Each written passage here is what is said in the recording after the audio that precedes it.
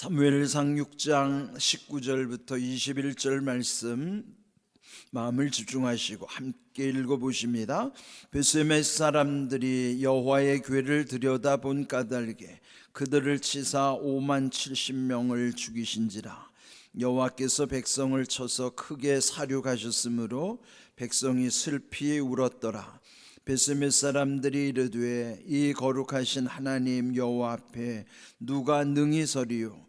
그를 우리에게서 누구에게로 올라가시게 할까 하고 전령들을 기럇 여아림 주민에게 보내어 이르되 블레셋 사람들이 여호와의 궤를 도로 가져왔으니 너희는 내려와서 그것을 너희에게로 옮겨가라. 아멘. 오늘 이 본문의 말씀에 보면은 그 베세메 사람들에게 내린 재앙의 말씀이 나와요. 근데 이제 블레셋이 이스라엘로부터 빼앗아온 법궤로 인하여 아주 된통 곤경을 치르게 되죠. 결국 그 블레셋으로부터 법궤는 이 베세메스로 또 이동하게 되는 것입니다. 그러면은 그들이 이제 뺏긴 지 앞에서 언급된 것처럼 7개월 만에 다시 이스라엘로 돌아오는 것이죠. 그 법궤라고 하는 것, 언약궤라고도 하고요, 여호와의 궤라고도 하는 그 법궤는 하나님의 임재를 상징하는 아주 중요한, 그들에게 있어서는 최고로 중요한 거예요. 그래서 그 지성소 안에, 이 성막이나 성전의 가장 안쪽이 지성소잖아요. 지금 우리 이 예배당을 기준으로 한다 그러면은 제가 서 있는 이곳과 여러분이 앉아 있는 요 앞에는 그 휘장으로 가려져 있고, 그리고 여러분이 앉아 있는 곳이 성소, 거룩한 곳 성소, 또 이 휘장 안에는 지성소는 가장 거룩한 곳이란 뜻이에요. 가장 거룩한 지성소에 지금 제단 중앙처럼 그 중앙에 모셔놓은 것이 법궤이죠. 그러면은 그 지성소 안에도 아무나 못 들어가죠. 대제사장만이 1년에 딱 한 차례, 그것도 지성소 안으로 들어와서 또 하나님 앞에서 그 백성들의 죄를 이제 고하는 그런 아주 거룩한 곳에 놓여지는 것이 법궤란 말이죠. 그런데 그렇게 소중히 여기는 법궤를 결국은 블레셋에게 빼앗긴 거예요. 그들이 빼앗긴 까닭은 처음에 전쟁에 나가서 4,000명이 죽었고, 그래서 이제는 법궤를 앞세우고 하면은 블레셋과의 싸움에서 이길 줄로 알았죠. 그런데 더 많은 3만 명이나 되는 사람이 죽었어요. 그리고 홈리와 비느하스라고 하는 엘리의 두 아들마저 전사하고, 또 그들이 가장 귀히 여기는 법궤마저 빼앗기는 수모를 당한 것이죠. 그리고 아주 그 블레셋은 법궤를 빼앗아다가 또 자기들이 섬기는 신 다곤 신전 안에 놓아뒀더니 오히려 그 법궤로 인하여 다곤 신이 완전히 넘어져 있을 뿐만 아니라 목이 부러지고 두 손목이 잘려지고, 그래서 결국은 두려워하여 그들이 그 도시마다 옮겨야죠. 아스도스로부터 가드, 에그론, 이 세 도시 가는 곳마다 독한 종기가 발생하고 사람들이 죽어가는, 그래서 결국은 그들이 이제 그 법궤를 이스라엘로 돌려주자, 그렇게 해서 결국 돌아오는 것인데, 그것도 아주 우리 앞에서 본 것처럼 그 새끼를 낳은 지 얼마 안 되는 암소 2마리에다가 또 뒤에다가 새수레를 만들고 그 안에는 독종 형상으로 또 쥐 형상으로 각각 5개씩 금으로 만든 형상, 그리고 법궤를 실어서 보내게 되는 것이죠. 그래서 이제 결국 만약에 그 암소들이 곧장 베세메스로 간다 그러면 이것은 하나님의 내린 재앙이 맞다. 근데 그렇게 하는 까닭은 그 젖소가 새끼들에게, 어미소들은 결국 본능상 새끼들을 향해서 가게 돼 있죠. 그런데도 불구하고 눈물을 흘리면서 새끼들을 향해서 가는 것이 아니라 벳세메스를 향해서 좌우로 치우치지 않고 갔더라. 지난 시간에 보았던 말씀이에요. 그리고 이제 이 벳세메스는 그 제사장들이 사는 마을이니까 그 술에 실려온 법궤를 볼 때 금방 알아봤을 거예요. 아, 법궤가 돌아오는구나. 얼마나 흥분이 되고 기뻤겠습니까? 그런데 문제는 오늘 읽은 말씀 19절, 그 벳세메스 사람들이 여호와의 궤를 들여다본 까닭에 그들을 치셔서 5만 70명을 죽게 하셨다. 여기 이제 5만의 가로를 묶어 놓은 건요, 이게 이제 번역상에 오차가 있기 때문에 어떤 사본에는 5만 명이라고 기록되기도 하고 어떤 사본에는 70명이라고 기록이 되기도 해서 5만 명과 70명을 같이 여기다가 하다 보니까 5만을 가로에 묶었어요.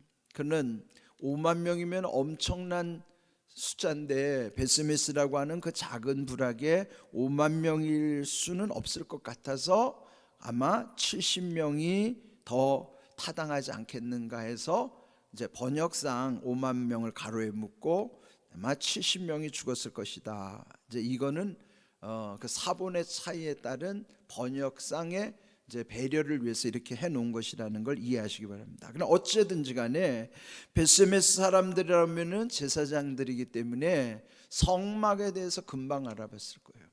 그런데 그들이 왜 여호와의 궤를 들여다보았을까? 사실은요, 이 지성소 안에 있는 이 법궤는 만져도 죽고 그 안에 들여다봐도 죽는 거예요. 왜 그럴까요? 하나님의 임재의 상징이기 때문에 하나님은 거룩하시다는 것이죠. 하나님은 거룩하시기 때문에 거룩하지 않음이 거룩함에 맞닿으면은 거룩하지 않는 것이 망하는 거예요. 그러니까 거룩하다는 건 뭐예요? 죄 없으시다는 거죠. 완전히 죄 없으신 분은 하나님밖에 없어요. 우리는 거룩하지 않아요. 불의한 자들, 죄인이기 때문에 죄인은 거룩한 하나님 앞에 서면 즉사하는 거예요. 바로 죽는 거예요. 그래서 이 법궤를 들여다봤다고 하는 것은 결국은 죽을 수밖에 없는 것이죠. 그럼 왜 그랬을까? 아마 그 지식을 망각했든지, 또 하나는 단순히 호기심으로 들여다봤든지. 여러분, 호기심이라는 것은 좋은 거죠. 이 역사가 지금까지 이렇게 발전한 것도 하나님이 우리에게 주신 호기심으로 인하여 역사가 이렇게 발전할 수 있는 거예요. 호기심할 때 호자가 좋을 호자예요. 기는 신기할 기자고. 그러니까 자기가 좋아하는 거나 신기하게 여겨지는 것에 마음 가는 것이 호기심이란 말이에요. 그것과 비슷한 말이 관심이죠. 관심이 뭐예요? 관은 자기하고 연관된, 관련된 것에 마음을 쓰는 게 관심이고, 그래 어찌하든지 호기심이든지 관심이든지 그 자체가 나쁜 건 아니에요. 그것으로 인하여 뭔가 더 발전할 수 있는 계기가 되는 것이죠. 그런데 문제는 오늘 제목처럼 잘못된 호기심이 문제인 거예요. 만약에 우리 주변에 두면 잘못된 호기심으로 인하여, 가령 만약에 우리 청소년들이 요즘 그 마약에 대해서 지금 굉장히 우려가 많아요. 그 마약은요, 하는 즉시 이제 그때부터 완전히 인간이 폐인이 되는데, 거기 만약에 호기심을 뒀다가는요, 그 잘못된 호기심으로 말미암아 큰일 나는 거예요. 망하는 거예요. 우리 주변에는 정말 이 잘못된 호기심으로 인하여 우리 주변에 잘못된 사람들이 얼마나 많습니까? 그래서 호기심과 관심을 갖는 것은 좋은데 좋은 곳에 호기심과 관심을 둬야지, 잘못된 것에 호기심과 관심을 두면은 큰일을 나는 것이죠. 그런데 여기서 이제 이 벳세메스 사람들이 우를 범한 까닭은 결국은 거룩하신 하나님을, 거룩함을 훼손했기 때문인 것입니다. 그래서 결국 그로 인하여 백성들이 슬피 울었더라 그랬어요. 그리고 20절 그 벳세메스 사람들이 서로 말하기를 이 거룩하신 하나님 여호와 앞에 누가 능히 서리요. 그렇습니다. 거룩하신 하나님 앞에 죄인은 설 수 없어요. 근데 우리가 어떻게 거룩하신 하나님 앞에 나왔습니까? 여러분 말씀드린 것처럼 성소와 지성소에 가려졌던 그 휘장이 언제 열렸어요? 언제 찢어졌어요? 예수님이 십자가에서 죽으실 때. 예수님 십자가에서 죽으실 때 성전의 휘막이 위로부터 아래로 쫙 찢어진 것이죠. 그런 예수님이 당신의 몸을 찢으신 것과 동시에 하나님과 우리 사이에 막혔던 담을 하나님께서 다 헐어주신 거예요. 그 휘장을 찢으신 것은 예수님의 몸을 찢으신 것과 동시에 하나님과 우리 사이에 가로막혔던 담이 헐어진 것과 같은 거예요. 그래서 우리가 이렇게 감히 하나님 앞에 나와서 예배드릴 수 있는 것도요, 예수님이 십자가에서 죽으셨기 때문에, 우리의 죄를 십자가에서 씻어주시고 용서해 주셨기 때문에 그 십자가의 은혜로 인하여 하나님 앞에 나올 수 있는 것이에요. 죄의 용서는 예수님이 십자가에서 흘리신 보혈의 능력으로만이 죄를 씻어주시는 거예요. 죄의 문제가 해결이 된 사람만이 거룩하신 하나님 앞에 나올 수 있는 거예요. 그래서 거룩함이라는 것은 의와 통하는 거예요. 의도 죄 없음이죠. 그런데 우리는 거룩하지 못한 불의한 자예요. 그래서 우리는 죄인입니다. 의와 불의는 함께 할 수 없어요.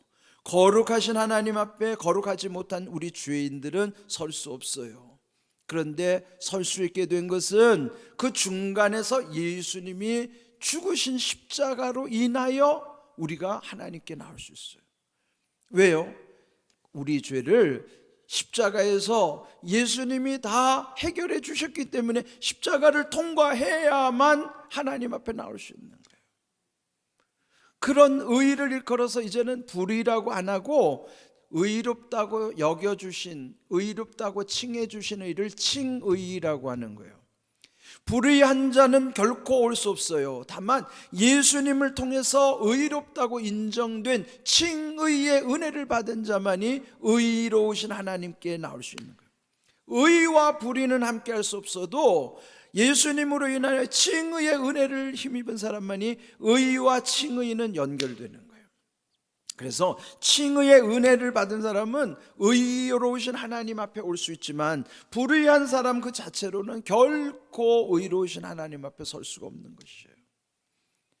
여기에 이 벳세메스 사람들이 그 언약궤 속을 들여다본 것은 하나님의 거룩함을 침범한 거예요. 훼손시킨 거예요. 그래서 결국은 죽을 수밖에 없는 것이죠. 오늘 우리가 주님 앞에 나올 수 있다는 게 얼마나 큰 은혜인가. 우리가 이걸 귀한 은혜를 날마다 잊어버리면 안 됩니다. 여기에 우리가 앉아있는 게 당연한 게 아니었어요. 옛날에는 감히 하나님 앞에 올 수도 없는 사람들인데 예수님이 십자가에서 죽으셨기 때문에 그 십자가를 붙잡고 여기 온 거예요. 그러니까 그거 우리 잊어버리면 안 돼요. 만약에 우리도 그걸 모르고 여기 앉아 있으면은 하나님의 은혜를 힘입을 수가 없는 것이죠. 그렇다면은 거룩함이라고 하는 것을 우리가 어떻게 날마다 유지하며 살아갈 수 있는가? 디모데전서 4장 5절 말씀 함께 읽어봅니다. 하나님의 말씀과 기도로 거룩하여짐이라. 아멘. 옛 바울 사도가 자기가 깨달은 바를 이렇게 아주 담대하게 증언하는 거예요. 우리가 거룩할 수 있는 길, 거룩하여짐이라는 것은 거룩은 완성이 아니라 한 관계 속에서 유지되는 거예요. 완성이라고 그러면 내가 거룩해지는 거죠. 나는 완성된 거룩함의 존재가 아니에요. 예수님으로 말미암아 의롭다고 칭한받은 칭의의 존재죠. 그래서 거룩하여져 가는 거예요. 그렇게 할 수 있는 것은 말씀과 기도로 인하여. 그래서 매일 말씀과 기도가 공급돼야만 우리는 거룩함이 유지될 수 있는 거란 말이에요. 그래 여러분, 아무리 믿음이 좋다고 그래도요, 말씀과 기도가 끊어지고요, 주의를 지키지 않아 보세요. 믿음은 다 사라지게 돼 있습니다. 그래서 우리가 항상 믿음을 지킨다는 것은, 그 거룩함을 유지한다는 것은 하나님의 말씀이 매일 공급돼야 되고, 우리가 늘 하나님께 기도할 때만이 거룩함이 유지되기 때문에 거룩하여 짐이라 하는 거예요. 거룩하여 짐이라는 것은 거룩함이 유지된다는 거예요. 거룩함의 완성이 아니에요. 우리는 결국 천국에 이를 때만이 완성이 되는 거고 완전해지는 것이지, 그것이 계속 유지되려고 그러면은 그것을 완전이라고 하지 않고 온전함이라 하는 거예요. 우리의 온전함은 말씀과 기도가 계속 이어질 때만이 그리 될 수 있다는 거예요. 그럴 때만이 이 벳세메 사람들이 범한 우를 범하지 않는 거예요. 우리는 불완전한 존재라는 것을 기억하시면서 완전하신 하나님의 은혜 안에서 말씀과 기도를 붙잡고 살아가는 게 얼마나 귀한 일인가, 그걸 여러분 날마다 우리가 인정해야 된다고. 그래서 여기 이제 벳세메 사람들을 통해서 우리 자신들을 다시 한번 돌아보는 거예요. 거룩하신 하나님 여호와 앞에 감히 누가 능히 설 수 있겠습니까? 아무도 설 수 없어요. 그리고 이들이 결국 그를 우리에게서 누구에게로 올라가시게 할까? 그렇다면 지금 자기들이 이 법궤로 인하여 이런 재앙을 겪게 되고요, 결국은 이 법궤가 어디로 가게 되는가 하면은 그들이 말한 대로 여기 21절 전령을 보내서 기럇 여아림 사람들에게 이걸 보냈다. 그 여호와의 궤가 어디로 이동합니까? 기럇 여아림으로 가는 거예요. 근데 이제 나중에 또 보겠지만은 기럇 여아림 사람들은요 법궤로 인하여 복을 받게 되는 거예요. 벳세메스 사람들은 재앙이 임했지만은 오히려 기럇 여아림 사람들은 복을 받는, 그래서 여러분 이런 하나님의 거룩함을 유지하는 게 우리에게는 복이에요. 거룩함이, 하나님의 거룩함이 우리가 거룩해서가 아니라 말씀과 기도 가운데 거룩해지면 그 거룩함의 능력으로 죄를 이기고 세상을 이기는 거예요. 나의 능력은 거룩함의 능력이에요. 그 거룩은 내 자신의 거룩함이 아니라 거룩하게 하시는 그분의 능력이란 말이에요. 그런 말씀의 능력이 기도의 능력이에요. 그래서 여러분 말씀과 기도가 계속 공급돼야만 죄를 이길 수 있어요. 그렇지 않고 죄를 이길 수 없습니다. 오래 믿는다고 직분으로 이기는 게 아니에요. 여러분 목사들이 죄를 이기나요? 아닙니다. 넘어지는 목사들은 얼마나 많아요. 그러니까 우리는 방심하면 안 된다고요. 이 시대에 지금 목사들이 넘어지는 시대의 평신도는 말할 것도 없죠. 그래서 항상 두려운 거예요. 저도 목사라는 게 자랑거리가 아니에요. 이게 직분이 나를 지켜주는 게 아닙니다.